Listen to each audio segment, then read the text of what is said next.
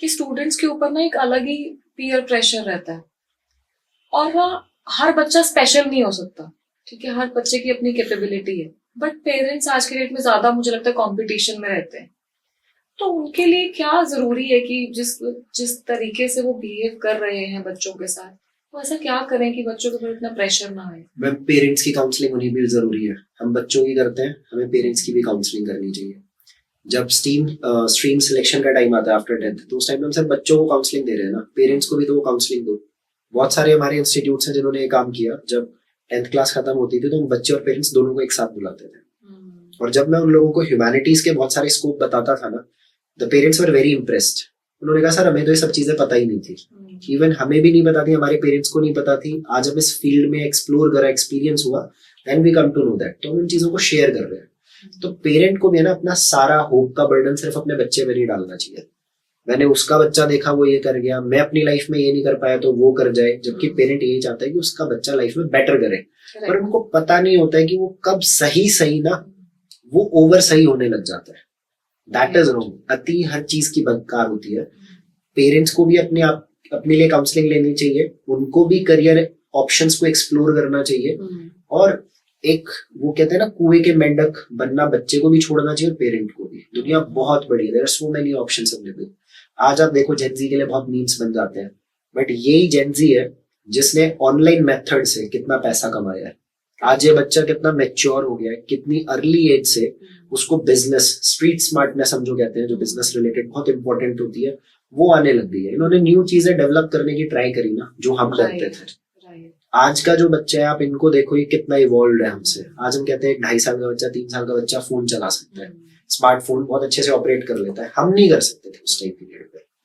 तो एक पेरेंट को भी ये बात समझनी पड़ेगी, जैसे मोबाइल फोन का अगर लेटेस्ट वर्जन आता है ना, तो वो इवॉल्व होता है, उससे बेटर वर्जन होता है।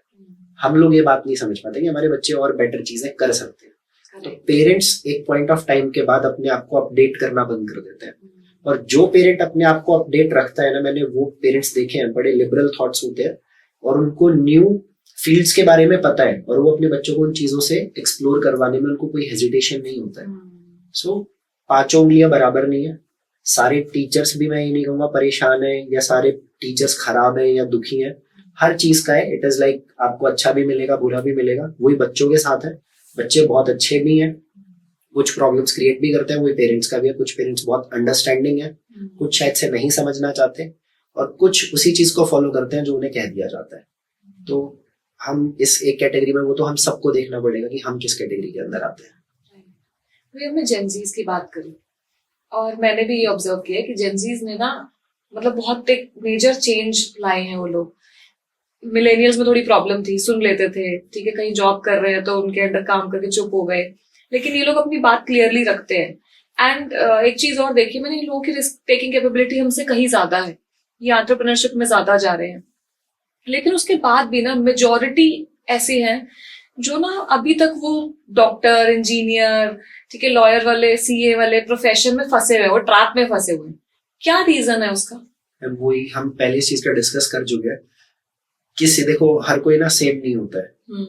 मतलब इमेजिन करो, इस रूम में मैं इसका फ्लोर, इसकी वॉल्स और इसकी जो रूफ है उसको सेम कलर से पेंट कर दूं, तो मेरे दिमाग को ना बड़ा प्रॉब्लम होगा। करेक्ट। ऐसे बगीचे में सिर्फ एक टाइप के फ्लावर्स आप लगा दोगे तो बगीचा इतना सुंदर नहीं होगा।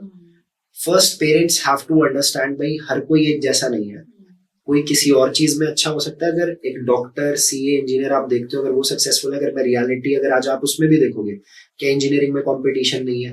क्या सारे इंजीनियर्स बहुत हाईली पेड है? क्या डॉक्टर्स परेशान नहीं है? मैंने खुद एक डॉक्टर की फैमिली ऐसी देखी है, मेरे को पहली बार सुनने में बड़ा अजीब लगा। उन्होंने कहा कि यहाँ पे भी बहुत मतलब कंपटीशन बहुत नेक्स्ट लेवल हो गया है, शायद से जो बच्चा डिजर्व करना चाहता है वो नहीं है। क्या डॉक्टर बनना इतना आसान थोड़ी है? उसकी पहले आप एजुकेशन देखो, फिर उनकी जो ड्यूटीज होती है, जो गवर्नमेंट हॉस्पिटल्स में जो उनको एक मैंडेटरी टाइम देना पड़ता है, एवरीथिंग इज डिफिकल्ट। तो पेरेंट्स को पहले देखना चाहिए आपके बच्चे का एप्टीट्यूड किस में है, और पेरेंट को अपने आप को अपडेट करना बहुत ज्यादा जरूरी है।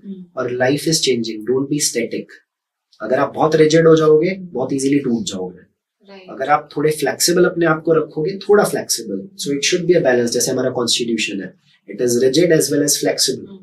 बेसिक चीजें अपनी रखो, बट टाइम के साथ चीज और इवॉल्व होना हम सबको बहुत ज्यादा रिक्वायरमेंट है। थैंक यू सो मच इस क्लिप को एंड तक देखने के लिए। अगर आप ऐसे और भी क्लिप्स देखना चाहते हैं तो अभी हमारे चैनल आरुषि विद क्लिप्स को सब्सक्राइब कर लीजिए, और अगर इस क्लिप के पूरे एपिसोड को आप देखना चाहते हैं तो प्लीज विजिट कीजिए हमारे दूसरे चैनल पॉडकास्ट विद आशी को।